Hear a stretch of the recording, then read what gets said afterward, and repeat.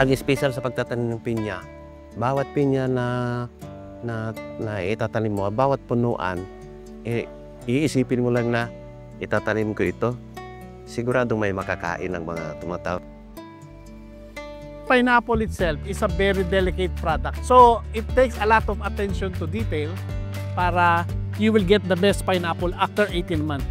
Ang trabaho ng land preps, kami ang nagpipirpir sa lupa na tataniman. Ang una yung araruhin, iharo tapos ibiding. Dito sa planting, dito talaga ang simula. 18 months bago siya maging prutas. Bawat araw, pinaplano namin yung planting para ginabukasan maayos ang daloy ng aming planting. Para masikaso namin at makuha namin yung target araw-araw. Dapat tong similya na to, makaliblib to ng 4 to 6 inches para maganda yung pinalabasan pagdating ng mga 3 to 4 months. Maiwasan yung pagkakasakit nitong tanim. Kasi kapag hindi mo naliblib ng maayos, may tendency hindi siya makakapag-gut ng maayos. Dinadahan-dahan ko lang ng pagtanim para ma-sure ko na sakto ang aking pagkakatanim.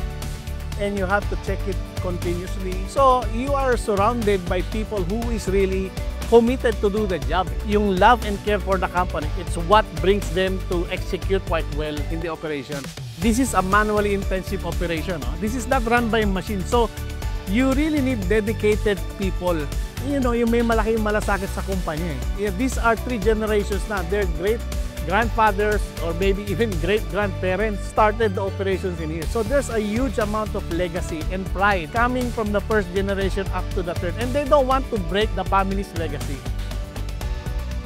Sa ako, makaapekto yun ang akong kalipay sa na madala na ako sa akong trabahoan. Kay once na magtrabaho ko, na malipayon ko sa akong trabaho, maatiman ako o ayong pinya, dili ko ingon na sige o madili ko magtinapulan sa pagatiman sa pinya o ganang lipay ko na inana akong trabaho.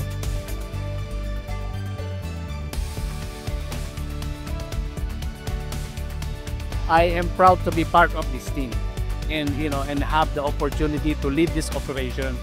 Not everybody has this wonderful opportunity to witness what I'm witnessing every single day. Proud ako na nandito ako sa planting kasi yung itinanim namin, hindi lang siya nakakatulong sa bawat pamilya ng aming planter, pero sa tanim na ito, makakain ito sa mga tao sa buong mundo.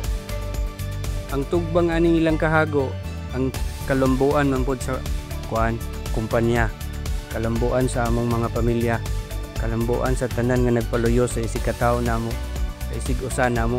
Masarap rin kasi sa pagkaramdam na pinaghirapan mo, binili ng mga customer. Ako ang nagtanim niyan.